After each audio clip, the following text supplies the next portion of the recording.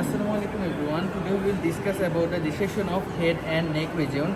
So I will divide the video into two parts. In the first part I will discuss the features which are available in this cadaver, but there is another cadaver in the prof table. There we will find the muscles more prominent. So I will discuss the theoretical knowledge in the second part. So first discuss here the features prominent here. First, in the head neck region we will find three prominent glands. One is the parotid gland, one is the submandibular gland, and the other is the thyroid gland. So here it is very much prominent here. This is the parotid gland. This is the ear.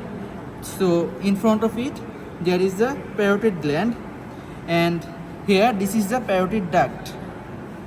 So parotid gland and parotid duct complete. Now come here. This one is the submandibular gland. Okay, clear?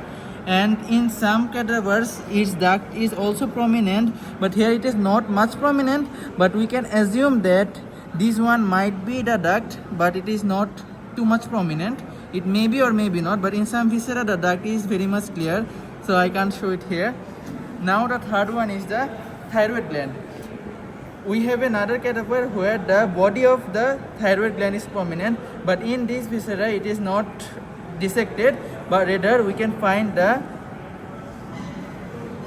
this one, the lateral lobe of thyroid gland. It is prominent here, but the body or its mass is not visible here.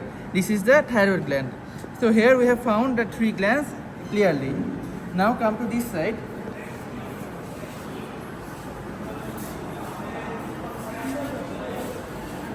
Here this is the parotid gland, no doubt.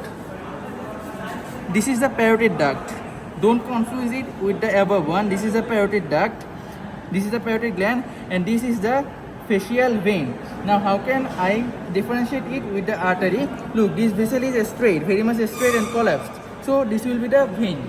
And in some cadavers, just near to it, there will be a tortuous. The tortuosity will be very much prominent.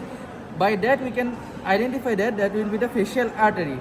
So here the facial vein is visible. Now the most prominent features are covered here. Now let's come to the triangles.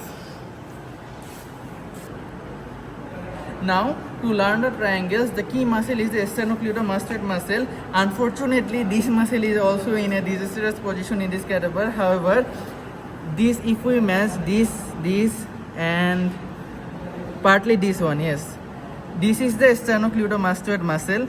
It is curtain, but this one will be, it is a must to identify it. And in this side this is not also prominent, so focus on it. So this is the sternocleidomastoid muscle. This will be its anterior border.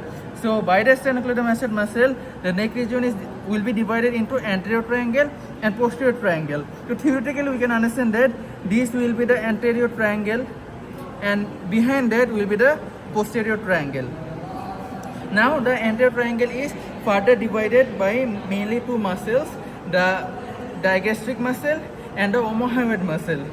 Now these muscles are actually mostly not visible here, some fibers maybe, so I will discuss about this theoretical knowledge in the second video.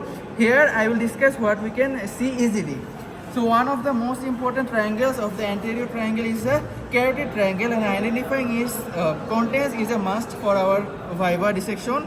So here is the carotid triangle, no doubt. I will discuss the theory in the next video. And if I pull it up here we can see easily some structures. First of all, it is very much thicker, non-collapsible structure. This is the common carotid artery. Lateral to it, the cord-like structure. This is the vagus nerve, and more lateral to that, the collapsible thin structure. This is the internal jugular vein. So these three features are very much prominent here. We must have to identify that. And the overall this is done, and some theoretical knowledge will be discussed in the next video.